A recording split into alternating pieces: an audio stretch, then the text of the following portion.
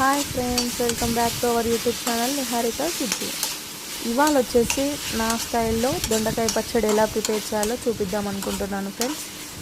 మీలో ఎంతమంది దొండకాయ పచ్చడి చేస్తారు రెగ్యులర్గా ఇంట్లో?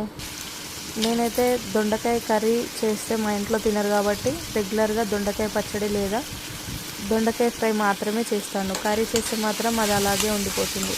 అయితే దీనికోసం ఫస్ట్ కొన్ని పల్లీలు, ఇంకా నువ్వులు, ఇంకా ధనియాలు, పచ్చిమిర్చి, టమాటో, 2-3 వెల్లుల్లి, అందులోనే పచ్చి కొబ్బరి, ఇంకా కొద్దిగా చింతపండు వేసి బాగా డీప్గా ఫ్రై చేసుకొని అవి పక్కన పెట్టుకోవాలి. అదే ప్యాన్లో కొంచెం ఆయిల్ వేసి మనం కట్ చేసి పెట్టుకున్న దొండకాయలు అందులో వేసి బాగా ఫ్రై చేసుకోవాలి. దొండకాయలు పచ్చివాసన పోయేంత వరకు బాగా డీప్గా ఫ్రై చేసుకోవాలి.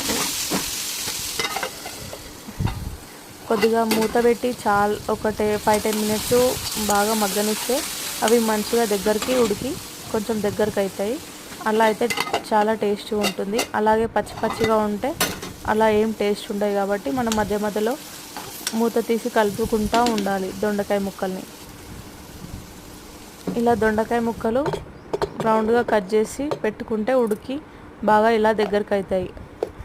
ఇప్పుడు మనం ఇంతకుముందుకు వేయించి పల్లీలు అవన్నీ మసాలా పక్కకు పెట్టుకున్నాం కదా, అవి ఒకసారి మిక్సీ గ్రైండ్లో వేసి ఈ దొండకాయ పచ్చళ్ళు అవి వేసి బాగా మిక్సీ పట్టుకోవాలి. అందులోనే ఇక్కడంత కొత్తిమీర తీసుకొని మనం ఇందాక 2 అవి మిశ్రమం ఉన్నాయి కదా, అందులోనే కొత్తిమీర వేసి మిక్సీ చేసుకొని పక్కన పెట్టుకోవాలి. ఇప్పుడు అది పక్కన పెట్టుకున్న మిశ్రమంలోకి పోపు వేసుకోవాలి. పోపు దినుసులు తెలుసు కదా, రెగ్యులర్గా మనం యూజ్ చేసేటివే.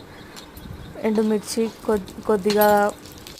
కొద్దిగా జీలకర్ర, ఆవాలు, ఎండుమిర్చి, 2-3 వెల్లుల్లి, అందులోనే కొంచెం కరివేపాకు వేసుకొని కొద్దిగా పసుపు, చిటికెడంత పసుపు వేసుకొని కలుపుకుంటే పోపు రెడీ అయిపోతుంది. ఈ పోపును తీసుకొని మనం ఇందాక మిక్సీ చేసుకున్న పచ్చడిలో కలుపుకుంటే చాలా టేస్టీగా ఉంటుంది. దొండకాయ పచ్చడి మంచిగా వేడి వేడి రైస్లో తింటే చాలా సూపర్ టేస్ట్ ఉంటుంది.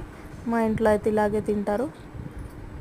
మీరు కూడా ఒకసారి చేసి ట్రై చేయండి, చాలా బాగుంటుంది.